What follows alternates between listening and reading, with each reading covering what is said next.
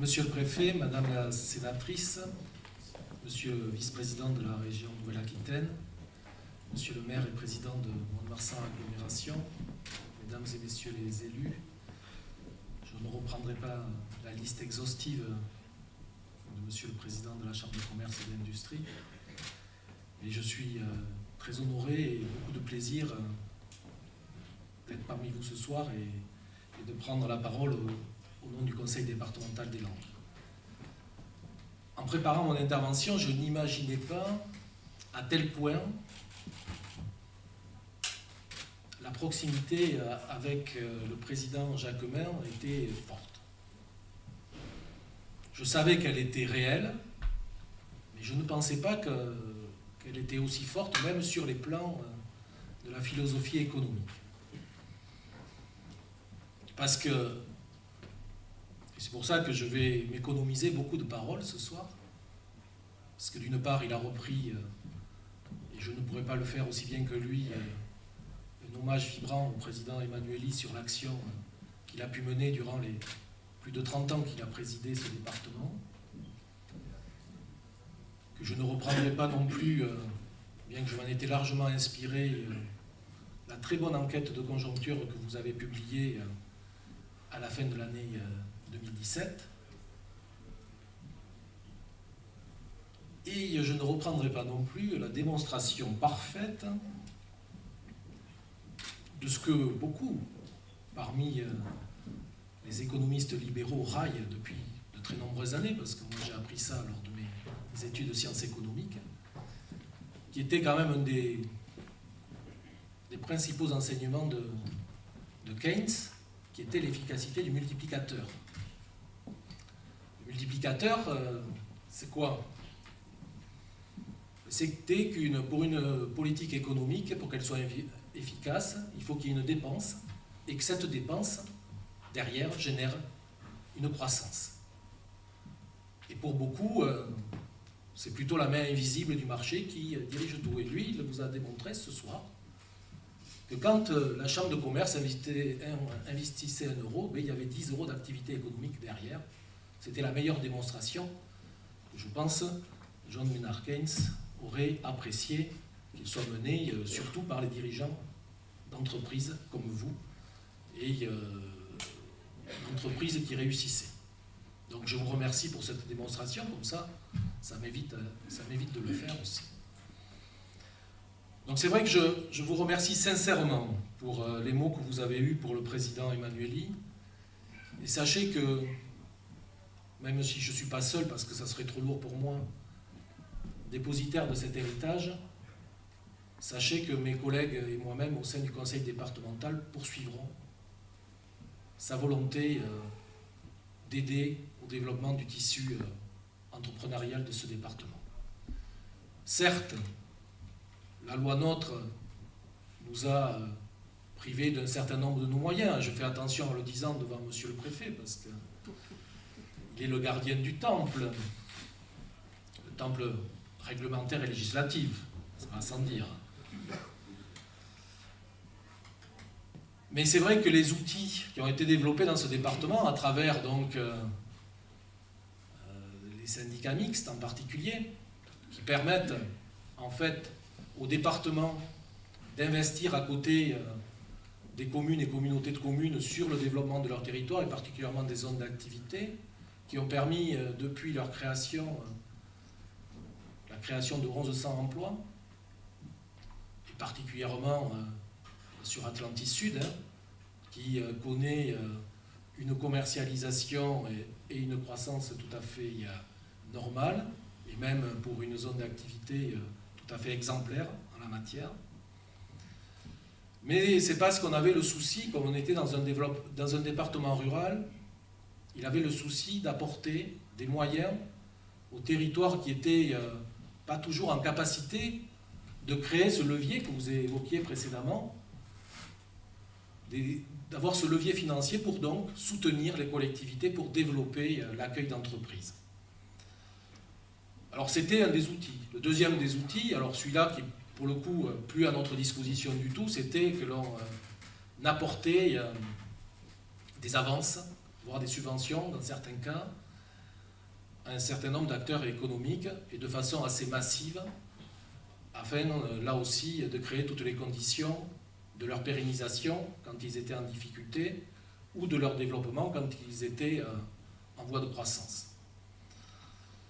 Mais néanmoins, on n'a pas complètement désarmé, parce que comme on avait un certain nombre de moyens qu'on consacrait à cette politique, nous avons contractualisé depuis l'année dernière avec les communautés de communes pour continuer à soutenir les projets d'immobilier d'entreprise. C'est quoi?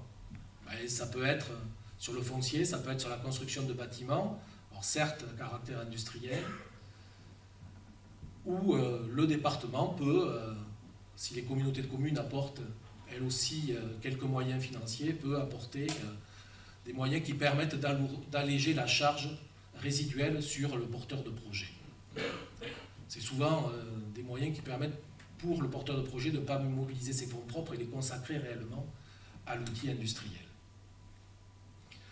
Mais le président Emmanuelli, ça a été aussi, et avant tout, celui qui a permis un certain nombre de grands projets d'émerger sur ce territoire. Et il y a des grands fleurons de l'industrie qui lui doivent certainement beaucoup. Vous avez cité le groupe Gascogne. Et certes, il a mis tout son poids dans la balance afin que, à la fois l'État et à la fois un industriel local puisse reprendre les rênes de cette entreprise qui est quand même le plus gros employeur privé de notre département. Et donc, quelque part, on peut aujourd'hui se féliciter que cette entreprise, ce groupe, disons, a été repris non par un fonds d'investissement, qu'il soit vautour ou pas vautour d'ailleurs, hein, mais d'un fonds d'investissement, qu'il soit français ou étranger, mais par un réel industriel. Et aujourd'hui, on peut se féliciter que, après avoir obtenu l'accord d'un plan d'investissement lors de la reprise de près de 100 millions d'euros, il puisse avoir bénéficié à nouveau, pour vous dire l'état dans lequel l'outil se trouvait, d'un autre plan d'investissement de 100 millions d'euros nouveaux encore dans les années à venir. Et donc, quelque part, pour ce groupe qui est quand même important pour notre territoire, c'est des années à venir qui, quelque part, témoignent d'un avenir un peu plus encourageant que celui qu'on avait pu connaître jusqu'en 2014. Donc, rien que pour cela, je crois qu'aussi, on peut s'en souvenir. Mais il avait aussi initié un certain nombre de projets dans le sud des Landes, et particulièrement, et là aussi vous l'avez cité, sur le port de Bayonne.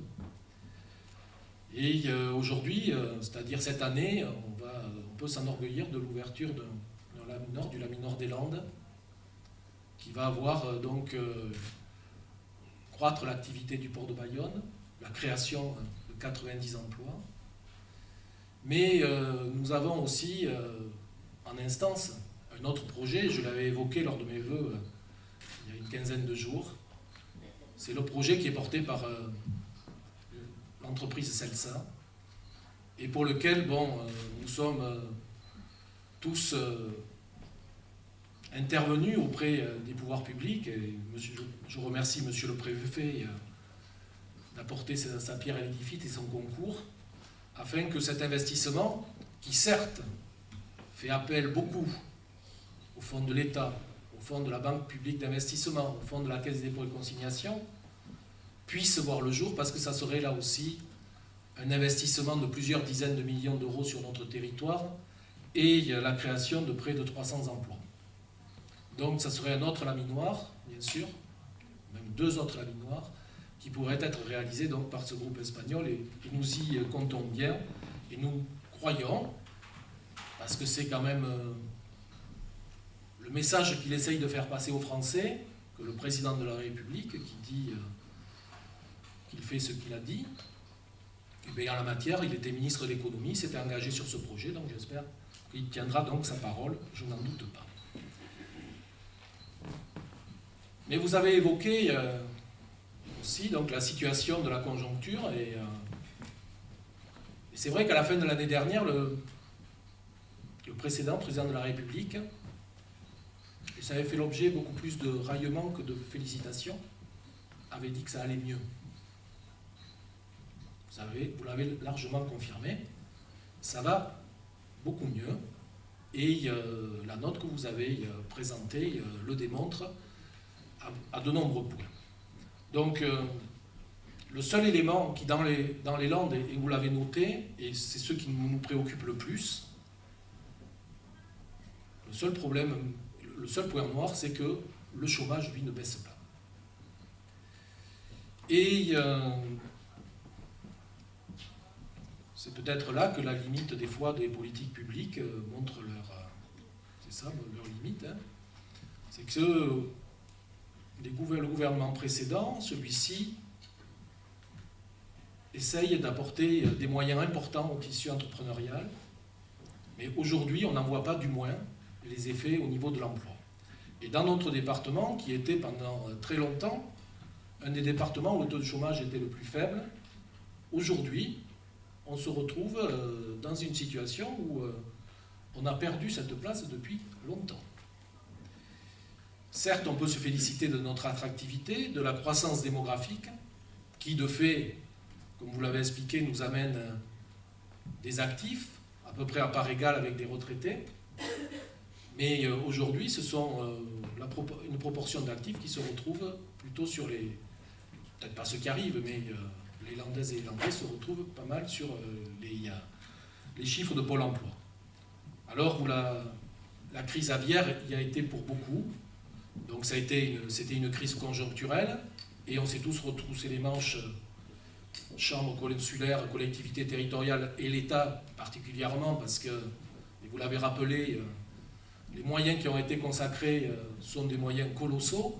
Alors certes, pour les acteurs de l'activité agricole et agroalimentaire, parfois les moyens se sont fait attendre, mais aujourd'hui ils ont été quand même au rendez-vous et ont permis malgré tout de passer tant bien que mal cette crise, et la production aujourd'hui, même si on est sur des chiffres plus faibles, hein, c'était évoqué ce matin à travers le compte rendu du congrès de la FDSEA, on est sur des chiffres de 3-4 millions de canards de moins que sur les exercices normaux de 2015, mais on est reparti sur une production relativement importante, et surtout le pari de la biosécurité. Et je tenais là aussi à rappeler les paroles du président Emmanueli, qui avait dit qu'on ne sortirait de cette crise que par le haut et que par l'excellence, et qu'aujourd'hui tout le monde reconnaît que les mesures de biosécurité, plutôt que de contraindre, apportent de réelles améliorations dans la qualité du produit, et donc on ne peut que s'en féliciter. Et notre investissement du département à travers Agroland, et donc la construction de l'agrocampus, dont les travaux vont débuter maintenant, et l'animation du cluster biosécurité qui a été mis en place par la Nouvelle-Aquitaine, et qui est animé donc par Agroland, eh bien sera, j'espère, un gage d'innovation et de prise en compte de toute cette innovation indispensable à la prospérité de cette filière à laquelle on est très attaché, vous l'avez bien compris, dans les Landes. Mais quand on parle d'activité économique, certes on parle d'industrie parce que c'est 20 000 emplois, on parle d'agriculture parce que c'est 10 000 emplois, mais on parle aussi d'activité touristique. Et d'activité touristique, on va travailler ensemble là aussi, avec l'ensemble des communautés de communes, pour que ce département soit encore un peu mieux identifié on travaille sur la marque de territoire. Et donc je vous remercie là aussi de votre collaboration. On vous a soutenu et on continuera à vous soutenir dans l'enseignement supérieur et particulièrement dans l'école du design. On participe donc à l'actionnariat de l'école. On a participé au financement du bâtiment qui vient d'être achevé et la réalisation est quand même de très grande qualité. Donc vous voyez bien, une fois de plus, que ce partenariat, il est total et étroit. Et donc c'est en cela que nos mots se ressemblent beaucoup, je crois, ce soir. Donc le tourisme, cette année, on va aussi ouvrir, du moins pas nous, mais comme on y a tous contribué, l'hôtel Splendide de Dax va donc ouvrir ses portes, et c'est quelque chose, c'est un fleuron quand même pour le bien-être landais qui va être extraordinaire. On va poursuivre le projet de TOS, autour donc du complexe immobilier à dominante golfique. Donc on est encore dans les procédures et on va lancer donc les appels à candidature pour voir les opérateurs qui sont intéressés pour la réalisation. Mais on a toutes les procédures administratives, hein, je ne vais pas vous les détailler ici ce soir, mais pour vous dire que nous sommes toujours déterminés. Et là aussi, moi je tenais à vous remercier ici pour toujours le soutien indéfectible que vous avez porté à ce projet, pour témoigner que le monde économique était conscient de l'importance de ce projet. Moi je ne peux que vous féliciter et de la détermination que vous avez encore témoignée ce soir, parce que c'est la même que la mienne, et j'espère que tout le monde la partage, et j'aimerais qu'elle soit partagée bien au-delà de nos rangs ici. C'est de bien faire comprendre au pouvoir public l'importance de la LGV. Je crois que c'est une surprise pour personne que Bordeaux-Paris crève tous les plafonds en termes de fréquentation et en termes donc de débouchés. Et donc je ne vois pas pourquoi le sud de la France, c'est-à-dire en dessous de Bordeaux, soit privé d'une telle infrastructure. Parce qu'en plus, l'argument qui est utilisé, pour le moins inepte. Pourquoi? On nous dit on va investir sur les trains du quotidien. Sauf que sur le sud-Aquitaine, si on ne crée pas un fuseau supplémentaire, on ne pourra pas augmenter le cadencement des trains supplémentaires. Donc, de toute façon, on est condamné à créer un fuseau supplémentaire. Donc, il n'y a pas de raison que ceci ne soit pas fait. Et d'autre part, je les inviterai quand même à venir sur la 63 pour bien comprendre quelle est la problématique que l'on connaît dans les Landes et au sud avec le mur de camion qui crée plus d'insécurité pour les usagers de nos routes. Donc, je pense que tout le monde, j'espère, alors dans un temps que je ne suis pas capable de qualifier, mais reviendra à la raison sur ce dossier et comprendra toute l'importance de la LGV. Il y a un dernier sujet que je voulais évoquer avec vous et qui impacte l'économie landaise et qui m'inquiète particulièrement, c'est la problématique du logement, et plus particulièrement du logement social. Parce que le gouvernement a fait le choix de largement impacter les bailleurs sociaux cette année en ponctionnant 1,5 milliard. Je ferai le parallèle avec les chambres de commerce. Vous voyez que là aussi, la problématique des chambres de commerce, des collectivités territoriales, des bailleurs sociaux aujourd'hui se rejoint pour beaucoup.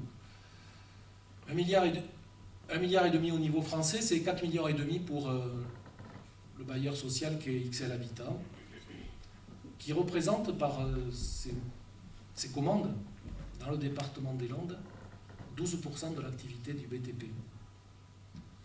Et les ponctions de 4,5 millions, c'est quasiment la totalité de l'autofinancement indispensable à la construction de logements, annuellement. C'est 455 logements. Donc, si demain, et bon, la loi de finances a été adoptée, donc si cette ponction a réellement lieu, ça aura un impact négatif sur l'activité du BTP, ce que je regrette profondément. Et c'est totalement dommage que le gouvernement n'ait pas mesuré l'impact éventuel immédiat de cette mesure. Donc, j'en terminerai par vous remercier une dernière fois pour vos vœux, et surtout adresser donc au milieu économique landais tout un vœu de réussite, de prospérité, de croissance, que la tendance que vous avez évoquée se poursuive et se perpétue, et que quelque part elle commence à avoir un impact favorable sur le chômage dans ce département, parce que en tant que responsable public, c'est quand même l'indicateur qui nous préoccupe le plus, et c'est aussi l'indicateur qui préoccupe le plus les Landaises et les Landais. Merci à vous.